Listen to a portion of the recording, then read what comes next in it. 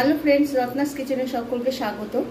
আজকে বানাবো একটা ব্রেকফাস্ট রেসিপি, সেটা হলো এগ পোচ স্যান্ডউইচ।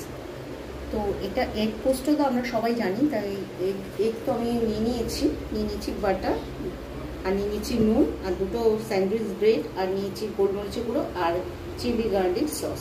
একটা কড়াই বসিয়ে দিয়েছি, দিয়ে দিচ্ছি একটুখানি সাদা তেল দিয়ে দিচ্ছি সামান্য নুন, আর এগটাকে ভেঙে আমি একটা পোচের মতন তৈরি করে নেবো। এটাকে ভেঙে নিচ্ছি, নুন আগেই দিয়ে আঁচটাকে মিডিয়াম লোতে রেখেছি। এবার একটু জোর করে দেবো, আর দিয়ে দিচ্ছি একটুখানি গোলমরিচের গুঁড়ো, আর দিয়ে দিচ্ছি এই যে গার্লিক সস, এটা দিয়ে দিচ্ছি। এটা কিন্তু আমার একটা খুব ফেভারিট সস, তো অনেকটাই শেষ হয়ে গেছে। যাই হোক, যা আছে আমি তাই দিয়ে দিচ্ছি।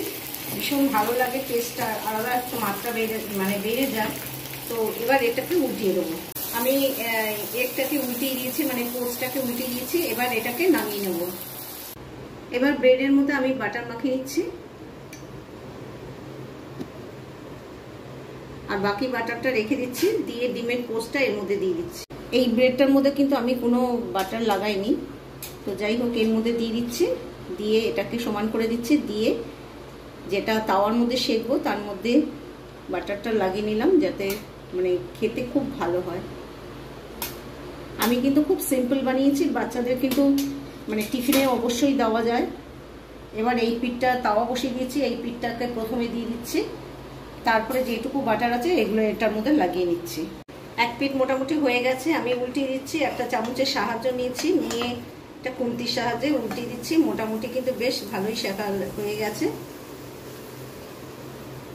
আরেক পিঠ উল্টিয়ে দেবো, একটুখানি একটু কালার আসলে কিন্তু এটাকে নামিয়ে ফেলবো।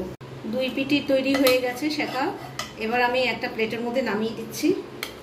এবার এটা কাটিং করেও খাওয়া যেতে পারে, বা বিনা কাটিংয়েও কিন্তু খাওয়া যেতে পারে। দারুণ একটা সুন্দর ব্রেকফাস্ট রেসিপি আপনাদের সঙ্গে শেয়ার করলাম। যদি ভালো লাগে তাহলে কিন্তু অবশ্যই লাইক, শেয়ার আর কমেন্টস যদি থাকে অবশ্যই কমেন্টস করতে পারেন। আর যারা সাবস্ক্রাইব করছেন না, প্লিজ সাবস্ক্রাইব করে আমার পাশে থাকবেন। বাই।